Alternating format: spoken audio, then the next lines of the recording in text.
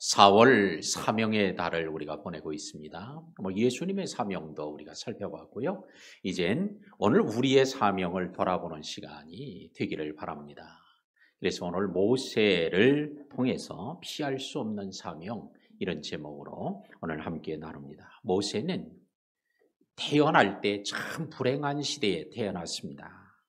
자기 민족은 애굽에서 종살이로 혹사당하고 있었고, 또 우상 숭배가 만연한 그런 지역에서 살게 되었고, 또한 자녀를 낳아도 마음대로 낳고 키울 수 없는 이런 시대에 아들을 낳으면 죽이고 아들을 낳으면 또 나일강에 제물로 바쳐야 하는 이런 아주 어려운 시대에, 힘든 시대에 태어났습니다. 그런데 모세는 운이 좋아서 바로의 공주의 아들이 되고 궁궐에 들어가서 최고의 궁중교육을 받습니다. 그러나 그가 실수로 애굽 사람을 죽이게 되어서 도망을 치게 되어서 이 미디안 광야로 숨었습니다. 미디안 광야에서 40년을 또 보내게 됩니다. 그는 나이가 80세가 되었으나 그때까지도 자기의 사명이 무엇인지 제대로 잘 알지를 못했어요. 하나님께서 이스라엘 백성들을 구원하시려고 하신다는 걸 알지만 정확하게 내가 그 사명으로 무엇을 해야 될지 모르고 있었습니다. 그런데 그는 사명을 발견한 후에는 새로운 인생을 살게 되었습니다. 자, 80이 돼도 영적으로 신앙이 철이 안 든 모세의 모습이에요. 그런데 80이 돼서 하나님을 만나고 오늘 사명을 발견해서 지금까지의 80년의 생활보다는 더 놀라운 생애를 살아가게 됩니다. 오늘도 우리 사랑하는 성도들의 삶 속에 오늘도 이렇게 모세처럼 오늘 사명을 발견하고 사명을 붙잡고 사명을 위해 기도하고 살아감으로 오늘도 지금까지 살아온 생애보다 남은 생애가 더 복된 생애 되어지기를 주의 이름으로 축원합니다. 1절 말씀에 보면 모세가 그의 장인 미디안 제사장의 이드로의 양떼를 쳤다 그래요. 자, 모세가 그의 장인이라고 하는 걸 보니까 모세의 장인이 나와요. 모세의 장인이 나오는 걸 보면 모세가 결혼했다는 걸 알게 돼요. 근데 그의 장인이 누구냐? 바로 미디안 제사장. 신분으로 보면 미디안 제사장이고 이름은 이드로였습니다. 양떼를 쳤다. 양떼를 치고 있어요. 자, 모세가 양떼를 치는데 그 양떼가 누구의 양떼요? 모세의 장인의 양떼, 미디안 제사장 이드로의 양떼였다고 말합니다. 그러면 이거 오늘날로 말하면 모세는 처가살이를 지금 하고 있어요. 처가살이를 하면서 양떼를 치고 있습니다. 근데 모세의 모습이 완전히 달라지죠. 모세의 거처는 전에는 궁궐에서 살았으나 이제는 어디요? 미디안 광야로 바뀌었고요. 모세의 신분은 왕자였으나 전에는 지금은 목동이로 변했고, 모세가 먹는 음식은 전에는 궁궐에서의 산해진미였으나 이제는 광야의 거친 음식으로 바뀌어졌습니다. 이제는 전하고 완전히 다른 삶으로 바뀌어졌어요. 왜 하나님께서는 모세를 궁궐에 놔두고 하나님의 일을 위해 쓰시지 않고 미디안 광야로 가둬올 때 하나님이 그를 막지 않았을까? 왜 하나님께서 그를 붙잡지 않으셨을까? 왜 하나님이 그를 안 도와주었을까? 하는 의문이 있지만 성경에는 한결같이 하나님의 사람들은 고난 없이 된 사람은 아무도 없다는 걸 볼 수 있습니다. 하나님께서 연단함으로 정금으로 바꾸어서 하나님이 사용하시는 과정을 거치게 되는데, 오늘 모세 이전의 창세기의 4대 족장을 보더라도 연단 없는 사람이 아무도 없어요. 가장 첫 번째 족장인 아브라함을 보더라도 그는 갈대아 우르에 살고 있었는데 네 아비 친척 본토집을 떠나서 내가 네게 지시할 땅으로 가라. 갈대아 우르는 빨리 이사 가고 싶은 동네가 아니에요. 오래 살고 싶은 동네. 왜? 너무 살기 좋은 곳, 문명과 문화가 그 지역, 고대 근동 지역에서도 아주 뛰어난 곳이에요. 자, 그러니 이 좋은 동네, 살기 좋은 동네, 이런 곳에서 오늘 그가 살았던 그가 오늘 떠나라고 할 때 쉬운 일이 아니죠. 떠나면서 고난이 닥칩니다. 떠나면서 어려움이 와요. 그래서 그가 갈대아 우르에서 나와 저 위에 하란으로 가서 이제 가나안 땅으로 오는데 그렇게 하는 이유는 바로 직선으로 못 가니까 그래요.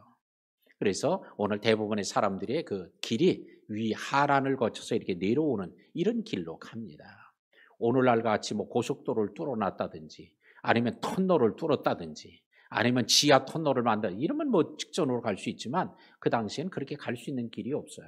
그래서 이렇게 돌아서 우회해서 내려가는데 하란에 머물러 삽니다. 왜? 거기 가니까 또 살기 괜찮아. 그러나 하나님이 그에게 다시 오늘 젖과 꿀이 흐르는 가나안을 향하여 가도록 하나님 명하시기 때문에 고난이 있어도 이런 고난과 연단의 과정을 거쳐서 그가 바로 믿음의 조상이 되죠. 그의 아들 이삭을 보세요. 이삭은 태어날 때 보니까 자기 작은 어머니가 있는 거예요. 아브라함의 첩이 있어요. 태어나 보니까 누가 있어요? 이스마엘이 있어요. 그러므로 하갈과 이스마엘이 그가 어린 시절에 그를 막씩 괴롭힙니다. 뭐요? 요즘의 표현으로 말하면 가정폭력을 겪으면서 자라는 거예요. 자, 이런 가정의 어려움, 고난이 닥쳤죠. 이런 것들을 겪으면서 극복하고 믿음의 사람, 순종의 사람으로 성장하게 됩니다. 더 나아가서 야곱이라는 인물은 뭐 말할 수 없이 많은 고난을 겪었어요. 자, 그는 야곱은 쌍둥이 형 에서가 그를 힘들게 하죠. 또 그래서 도망을 죽이려고 하니까 도망을 쳐서 외삼촌 라반의 집으로 갔지만 거기 가니까 또 라반이 또 버티고 앉아서 또 그를 힘들게 해요. 그래서 도무지 못 살겠어서 오늘 집에 부엘세바를 떠나서 바단 아람으로 갔다가 거기서도 도무지 못 살겠어서 또 이제 나오게 돼요. 나오는데도 또 그냥 나오는 게 아니죠. 그래서 나오면서도 환도뼈가 부러지는 고통을 겪기도 하고요. 그래서 그는 너무 힘들어서 뭐라고 그래요? 나는 나의 생에 130살이 되었는데 험악한 세월을 보냈습니다. 라고 얘기를 해요. 얼마나 험악한 세월을 보냈으면 이런 고백을 하겠어요. 험악한 세월을 보냈다고 얘기를 해요. 자, 그런데 요셉이라는 인물을 보면 네 번째 족장 요셉 보면 요셉도 이게 만만한 인물이 아니에요. 태어날 때 보니까 자기 어머니가 4명이나 있는 거예요. 야곱의 아내가 4이잖아. 근데 형제들도 여럿이 있는데 형들을 보니까 다 이복 형제들이에요. 그러니 집 안에 들어오면 이런 형제들 간의 갈등이 생겨요. 또한 그의 4어머니 사이에 갈등이 있어요. 이 역기능적 가정이라고 그러죠. 이런 아주 어려운 가정에 태어나서 성장합니다. 자, 그래서 그가 형제들에게 미움을 받고 물 없는 구덩이에 던져지기도 하고요. 그 다음에 지나가는 상인들에게 인신매매로 은 20개에 팔려서 애굽으로 가기도 하고요. 인신매매를 당하기도 하고요. 또한 애굽에서 노예시장에서 짐승처럼 거래를 해서 팔리기도 하고 보디발의 집에 가서 그는 억울한 누명을 쓰고 감옥에 가기도 하고요. 진짜 파란만장한 인생을 살죠. 자기가 선택한 길일 수도 있지만 선택하지 않은데도 그런 일이 벌어지는 경우가 있어요. 자기가 뭐 엄마를 뭐 넷이를 두고 싶은 사람이 어디 있겠어요? 근데 태어나서 보니까 엄마가 넷인 거야. 자, 이런 가정. 자, 우리는 우리의 생에 우리가 스스로 고난을 자초해서 가는 길도 있지만 우리가 전혀 원하지 않았는데 우리의 잘못도 아닌데도 어쩔 수 없이 고난의 길을 가야 되는 이런 때들도 있습니다. 오늘 저와 여러분은 우리 한반도에서 태어나서 뭐 한국 사람으로 태어났죠. 이 중에는 대부분이 뭐 6.25 세대도 있고 또 저기 일제 압제를 경험한 세대도 있어요. 근데 요 대부분의 사람들 뭐예요? 태어나니까 후진국에 태어난 거예요. 먹거리도 제대로 없는데 태어난 거예요. 우리가 여기 태어나고 싶어 태어난 거 아니잖아. 태어나서 보니까 이게 어려운 이런 환경, 나라, 여건 속에 태어났습니다. 먹는 것도 힘들고요. 배우는 것도 힘들고요. 그래서 그 당시에는 뭐요? 대학 나오는 거면 최고인 줄 알고 그냥 막 길을 쓰고 대학 나오게 했잖아. 왜? 내 자식만큼은 그래도 제대로 좀 살게 했으면 좋겠다. 그래서 빚을 내고 막 허리띠를 그렇게 했던 거 아니에요? 그런데 70년대, 6, 70년대 들어서니까 그때 태어난 사람은 뭐예요? 태어나면서부터 중진국에 태어난 거예요. 먹거리 걱정 안 하는 거예요. 2000년대 지나서 태어난 시대는 뭐예요? 태어나니까 선진국에 태어나는 거예요. 그들이 원해서 그렇게 태어난 거 아니에요. 이렇게 우리가 원하고 선택해서 되는 일도 있지만 선택하지 않았는데 어쩔 수 없이 그렇게 되어지는 경우들도 있어요. 오늘 4명의 족장을 보면 고난이 자기네들이 원해서 받은 고난도 있지만 잘못해서 당한 고난도 있지만 그냥 어쩔 수 없어서 당해지는 이런 고난들. 근데 왜 하나님 그냥 내버려 두실까? 하나님은 인내는 연단은 소망을 이루어가게 하시려고, 연단한 후에 정금으로 나오게 하시려고 하나님 그래서 연단하려고. 모세도 바로 이런 연단의 과정을 통해서 하나님 막으시질 않고 그냥 내버려 두시고, 오늘 하나님께서 뭐 궁궐에 있게 하나님 하시려면 왜 못 있게 하시겠어요? 근데 광야로 가게 하시고 이런 연단을 통해 하나님께서 그를 하나님의 사람으로 준비시켜 갔음을 볼 수 있습니다. 우리의 생애들 보더라도요, 우리의 생애 속에는요, 우리가 지난 날들을 후회하는 경우들이 많이 있죠. 근데 후회하는 것 가운데 가장 많은 후회 중에 하나가 뭐냐? 배우자에 대한 후회예요. 어떤 후회냐? 잡아야 될 사람을 못 잡고 보내준 것에 대한 후회. 야, 그때 그 사람 꼭 붙잡고 있었으면 내가 인생이 이렇게 안 됐을 텐데, 더 인생이 멋있었을 텐데, 그때에 못 잡은 걸 후회하는 사람. 근데 어떤 사람은 또 반대로 보내야 될 사람을 안 보내고 붙잡아서 후회하는 경우. 여러분은 어떤 경우예요? 여러분 가운데도 그런 사람이 있을지도 모르겠어요.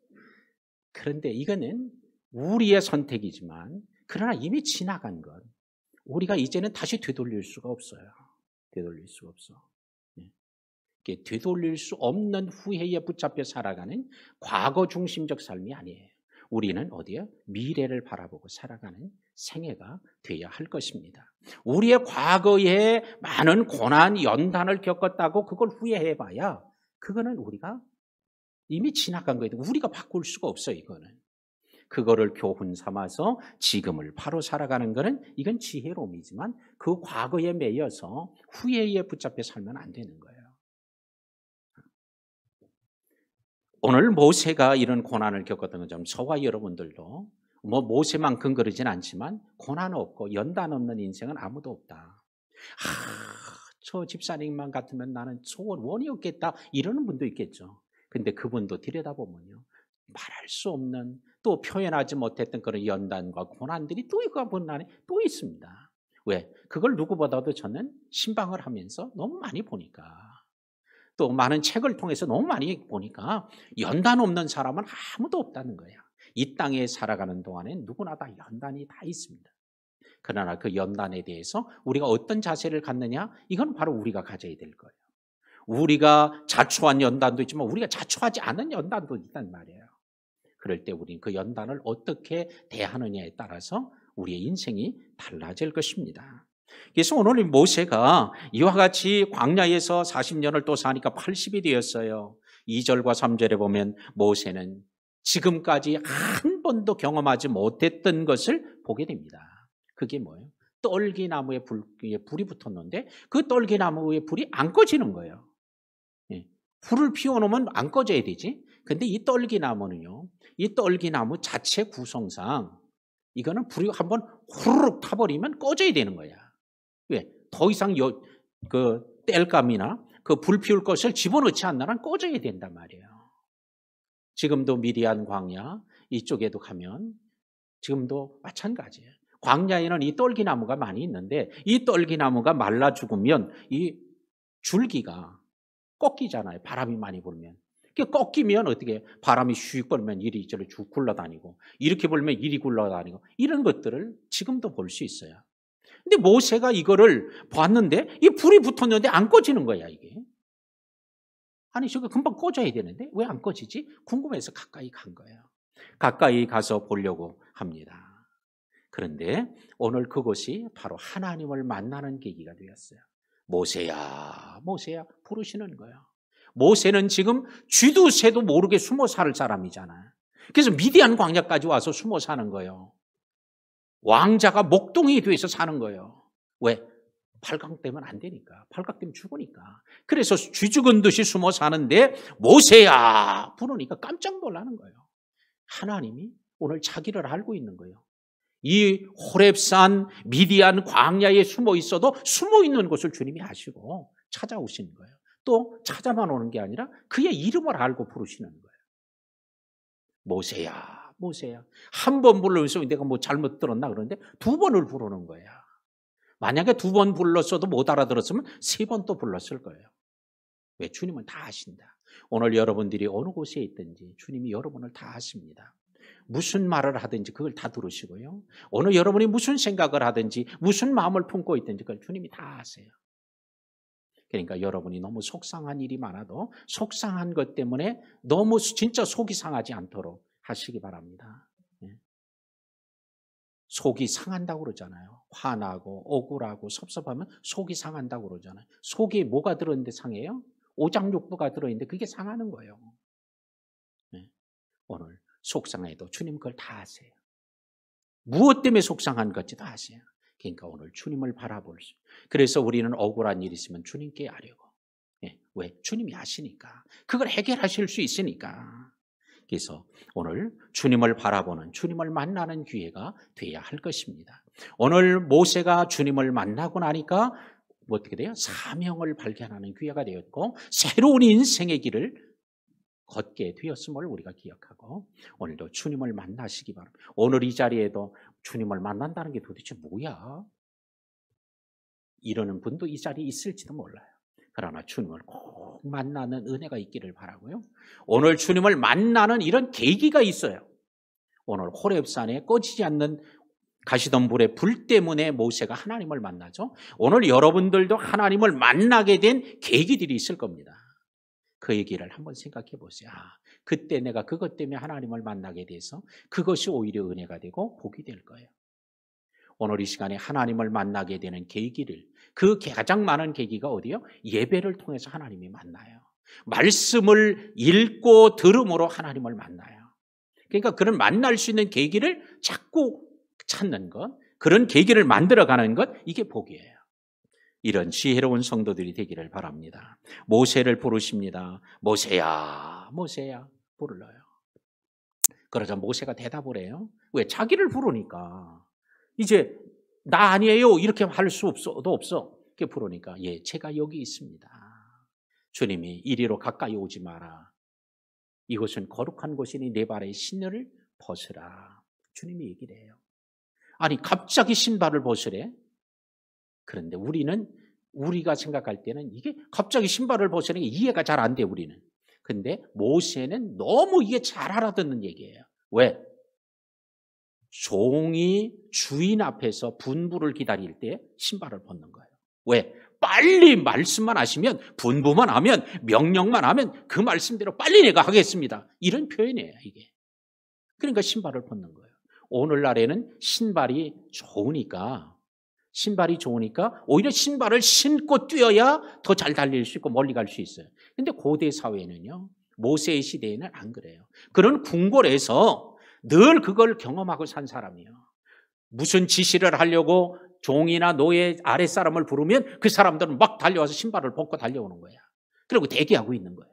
그러니까 이게 늘 생활해왔던 사람이니까 네 발의 신을 벗으라고 할 때 이 모세는 금방 알아듣는 거야. 아, 이 하나님이 뭔가 내게 명령하시려고 하는구나.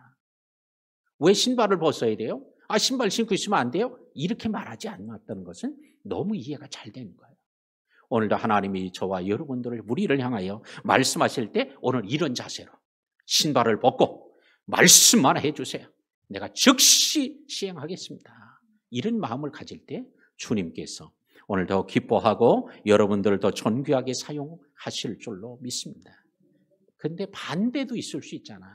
주님이 부르시면 왜 부르는 거야? 제발 부르지 마세요, 나를. 또 뭘 시키려고 또 불러요, 자꾸. 이런 마음이 계신 분도 이 자리에 있을지도 몰라요. 그러나 그런 사람보다는 주의 말씀을 들을 때, 주님이 부르실 때 신발을 벗고 대기하는 종과 같은 사람이 훨씬 더 복 있는 사람이 될 줄로 믿고 오늘 그런 성도들이 되기를 주의 이름으로 축원합니다. 아브라함도 모리아산에서 아브라함아 하고 2번 부르시죠. 사무엘을 부를 때도 사무엘아 왜 못 알아들으니까 또 부르시는 거예요. 확실하게 알도록 부르셔요. 사울이 다메섹 도상에 있을 때도 아무도 모르게 지금 다메섹 성으로 가는 거잖아요. 왜? 거기에 믿는 사람이 있다고 하니까 잡으러 가는 거예요. 그러니까 이 자기가 가는 것이 들통이 나거나 이 비밀이 누설되면 다 도망가니까 은밀하게 가죠.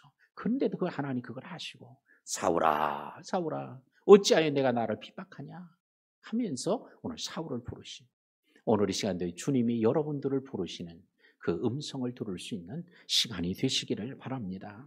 9절 말씀 보겠습니다. 이제 가라, 이스라엘 자손의 부르짖음이 내게 달하고 그랬어요. 따라합시다. 이스라엘의 부르짖음이 내게 달하고. 자, 오늘 이스라엘 백성들의 막 부르짖어요. 그들은 어디서 부르짖어요? 애굽에서의 지금 부르짖음이에요. 그들은 땅에서 부르짖는 거예요. 근데 하나님께서는 오늘 그 부르짖음이 하나님께 달하고, 이건 상달되었다는 거예요. 하나님께 이르렀다는 거예요. 오늘 우리가 땅에서 기도해도 하늘에 계신 하나님께 우리의 기도가 이르게 되는 줄로 믿습니다. 우리가 부르짖으면 하나님이 응답하십니다. 그러므로 우리 기도가 하나님께 상달될 때까지 부르짖어 기도해야 돼요. 하나님께 상달될 때까지. 우리가 기도할 때 하나님이 일하시는 거예요. 우리가 기도할 때 하나님이 역사합니다. 그러니까 기도해야 돼요. 하나님은 이스라엘 백성들이 기도할 때까지 기다리고 계셨던 거예요. 왜 그들이 고난당하는 걸 몰랐겠어요? 하나님은 다 보고 아신다고 하셨는데, 그런데 부르짖을 때까지 기다리다가 부르짖음이 뭐로? 내게 달하고 내게 이르렀다고 말합니다. 역대하 7장 13절과 14절을 제가 좀 준비해 놓으라고 해서 한번 봅니다. 이 말씀은 잘 아는 대로 솔로몬이 성전을 봉헌하고 하나님께 기도할 때 성전에서 받은 언약, 그래서 우리는 이걸 성전 언약이라고 부르죠. 하나님이 성전 언약을 솔로몬에게 줍니다. 뭐라고 그래요? 내가 하늘을 닫고 비를 내리지 아니하거나, 내가가 누구요? 하나님이 하신다는 거예요. 하나님이 비를 내리지 않고 오늘 내리지 않아서 기근이 다가오는 거죠. 두 번째는 혹 메뚜기들에게 토산을 먹게 하거나, 기근이 와서 살아남아 있는 식물 이런 것도 없는데 거기에 또 메뚜기 때까지 오면 어떻게 되겠어요? 남아나는 게 없었겠죠. 병충해가 다가와 토산을 먹는 경우, 혹 전염병이 내 백성 가운데 유행하게 할 때에, 이런 국가적 재난, 사회적 재난, 이런 큰 어려움이 다가왔을 때에 하나님이 성전에서 어떤 언약을 줘요? 14절. 자, 이런 경우에는 내 이름으로 일컫는 내 백성이 그들의 악한 길에서 떠나 스스로 낮추고 기도하여 내 얼굴을 찾으면, 기도하고 내 얼굴 찾는다? 하나님께 부르짖 기도하는 거예요. 그러면 내가 하늘에서 듣고 그들의 죄를 사하고 그들의 땅을 고치리라. 그들의 땅을 고쳐주는데 고치기 전에 먼저 하시는 게 있어요. 뭐예요? 그들의 죄를 사하고. 죄를 사한다. 이게 뭐예요? 왜 이 기근이 닥치고 왜 이런 엄청난 병충해와 또한 전염병 같은 재난이 닥쳤을까? 죄 때문이라는 거야. 근데 그 죄를 하나님이 먼저 싹 없애주겠다. 그런 다음에 그들의 땅을 고치리라. 오늘 우리가 기도할 때 하나님은 응답을 먼저 주고 모든 걸 해결하기 전에 자꾸 죄악이 드러나게 하고 그게 자꾸 생각나게 하고 보여지게 하는 거예요. 이게 뭐예요? 그것 때문에 문제가 생긴 거기 때문에 그래요. 그러면 뭐예요? 빨리 보여지고 깨달아지면. 그럼 어떤 분 또 그러네. 아니 하나님 왜 나만 자꾸 이렇게 못 살게 구냐고. 재난이 당해서 고난나 어려울 때 기도하면 자꾸 죄가 보여지고 그걸 자꾸 가슴을 치고 애통하며 회개하게 만드니까 왜 나만 자꾸 그러냐고, 억울하다고 그런 경우가 있어요. 이건 은혜예요. 뭐예요? 하나님이 땅을 고치기 전에 그들의 마음의 죄를 먼저 사해 주시려는, 그래서 그걸 나타내 주시고 보여주시고 알게 해주심에 대한 은혜임을 알고 감사해야 될 줄로 믿습니다. 자, 그러므로 오늘 주님께서 모세에게 내가 너를 애굽으로 보내겠다, 너를 보내겠다 주님이 얘기를 하고, 또한 내가 너를 지금 이제 보내겠다, 이제 보내겠다는 거예요. 지금 보낸다는 거죠. 이제. 또한 주님께서는 보내는데 뭐하러? 애굽에 가서 내 백성들을 인도해내서 내가 준비한 땅으로 데려가게 하려고 내가 너를 보낸다. 이게 뭐죠? 이게 모세의 사명입니다. 자, 오늘도 사명이라는 게 뭡니까? 쉬운 말로 표현하면 하나님이 내게 원하시는 일, 이게 사명이에요. 사명이 뭡니까? 내가 하나님께 꼭 해야 하는 일, 이게 사명이에요. 자, 오늘 우리가 이 사명은 자꾸 하나님께서 우리들에게 보여주심으로 알게 해야 할 때가 있어요. 딴 사람은 안 보이는데 내 눈에는 자꾸 보여. 그건 뭐예요? 그 사람에게 그 일을 하게 하는 사명이 있는 경우가 많아요. 또 사명이 있는 경우에는 자꾸 기도를 시키는 거야. 기도가 자꾸 돼. 그러면 어떻게 돼? 오늘 그게 사명과 관계된 일이기 때문에 기도를 시키기도 해요. 자, 기도를 하는 것도 있고요. 기도가 되는 일도 있어요. 이게 뭐 그 소리가 그 소리지. 그게 뭔 소리야? 요렇게 이해가 안 되는 분은요. 아직 유치원생이야. 기도를 하는 일. 내가 의지로 기도하는 게 있고요. 기도가 되는 일이 있어요. 내가 의지와 생각, 계획하지 않았는데도 자꾸 기도가 되게 하는 것. 성령이. 그건 뭐예요? 사명과 관계 있을 때 그렇게 합니다. 이제 마지막으로 우리 탈무드에 있는 예화를 하나 말씀드리고 말씀을 맺겠습니다. 탈무드에는 이런 얘기가 있습니다. 어떤 사람이 잔치를 벌이는데 잔치에 쓸 이제 짐승을 잡아야 돼요. 짐승을 잡아야 되는데 어떤 걸 잡을까? 자기 집에서 키우는 짐승을 잡아야 되는데 어떤 걸 잡을까 하다가 이제 결정을 못했어요. 그래서 한번 짐승들을 다 불러 모았어. 자, 모여라. 우리가 지금 우리 집에 잔치를 해야 되는데 너희들 가운데 짐승 하나 잡아야 되는데 누구를 잡아야 되면 좋을지 내가 지금 결정을 못해야 되는데 한번 얘기 좀 해보자. 그랬더니 소가 나서서 얘기합니다. 주인님, 저는 지금 죽을 수 없습니다. 왜? 저는요. 제가 없으면 누가 일합니까? 그 네 말 들으니까 그렇구나. 개가 나서서 얘기합니다. 주인님, 저도 지금은 잔칫날 제가 죽을 수 없습니다. 왜? 제가 없으면 도둑을 누가 지킵니까? 그래? 그럼 너도 그 말도 맞구나. 고양이가 나서 얘기합니다. 주인님, 저도 잔칫날 죽을 수 없습니다. 왜? 제가 죽으면 쥐는 누가 잡습니까? 근데 아무 말도 못하는 짐승이 하나 있어요? 뭐예요? 돼지야. 너 좀 얘기 좀 해봐. 그때 아무 말도 못하는 거예요. 그래서 돼지를 잡아서 잔치에 쓴 거예요. 자, 돼지는 뭐예요? 사명이, 다른 소도 사명이 있다고 그러고 또 개도 사명이 있다고 고양이도 사명이 있다고 하는데 돼지는 사명이 없는 거야. 근데 사실은 사명이 없는 게 아니라 사명을 모르고 있는 거지. 돼지의 사명은 뭐예요? 잘 키워가지고 이쁘게 키워가지고 뭐 미스 코리아 내보낼 거예요?